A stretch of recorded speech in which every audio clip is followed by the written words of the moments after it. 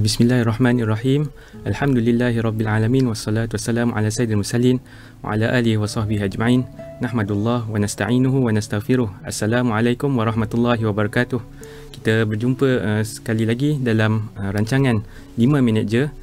Dan hari ini kita akan ulas tentang satu istilah yang mungkin agak hangat kan. Mungkin orang kata istilah tunggang ijtihad. Okey, cerita pasal ijtihad lah. Persoalan ijtihad ni ada satu hadis yang sangat masyhur daripada Rasulullah SAW yang mana orang yang berijtihad itu, jika dia benar dia mendapat 2 pahala, dan jika dia tersalah dia mendapat 1 pahala. Tapi kadang-kadang ada orang dia buat benda yang salah kan. Contohnya dalam hal duniawi ataupun hal ukhrawi kan, hal akhirat. Hal duniawi contohnya dia kata aku langgar SOP misalnya, sebab aku rasa SOP ni semua tidak betul. Inilah ijtihad aku, semua ni fake, semua ni penipuan semata-mata dan sebagainya. Inilah ijtihad aku. Ataupun dalam bab akhirat kan, dia berijtihad benda yang pelik-pelik kan. Macam contohnya benda-benda yang mengandungi tahyul, syirik ke, ataupun hadis palsu dan sebagainya. Dia kata ini adalah ijtihad aku. Pertama sekali kita kena fahamlah ijtihad itu apa. Ini ijtihad dari segi bahasa lah, bukan ijtihad yang ulama-ulama buat ni, mufti apa semua ni. Ini ijtihad maknanya kita ni menentukan keputusan kan, dengan bersungguh-sungguh. Jadi ijtihad dari segi bahasa ni maknanya menentukan keputusan dengan bersungguh-sungguh dengan segala usaha yang termampu pada kita. Ijtihad ni pertama sekali dia tidak boleh dilakukan dalam keadaan taksub dan mengikut hawa nafsu.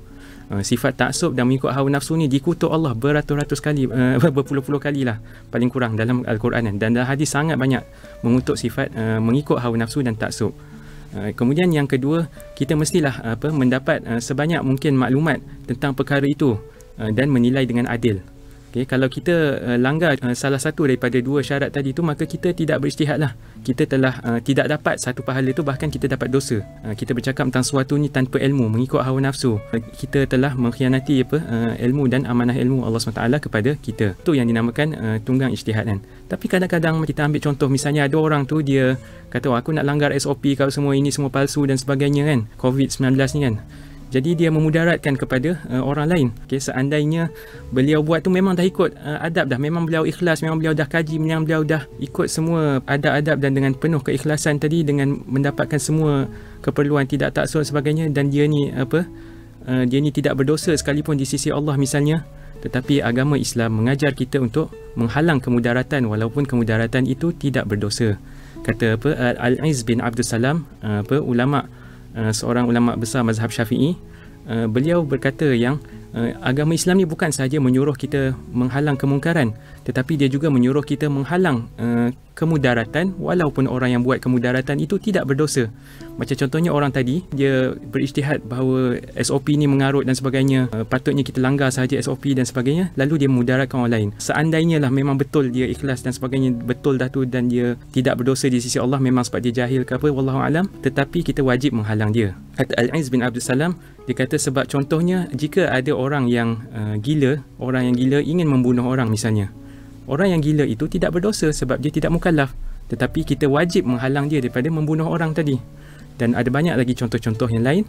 Maknanya bila kita bercerita tentang ijtihad, memang kita tak mampu nak membaca hati orang itu kan, adakah dia sudah bersungguh-sungguh, adakah dia sudah mengikhlaskan diri dan sebagainya.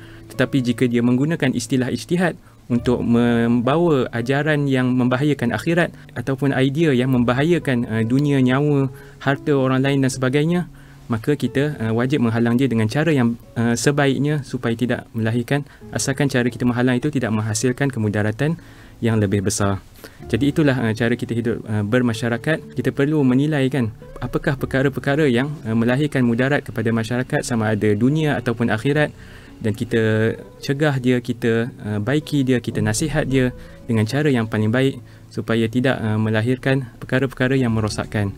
Jadi istilah tunggang ijtihad ni kita perlu berjaga-jaga. Kita ambil pengajaran macam mana kita nak menghadapi gejala ini. InsyaAllah kita berjumpa dalam sesi rancangan ini yang akan datang. Assalamualaikum warahmatullahi wabarakatuh.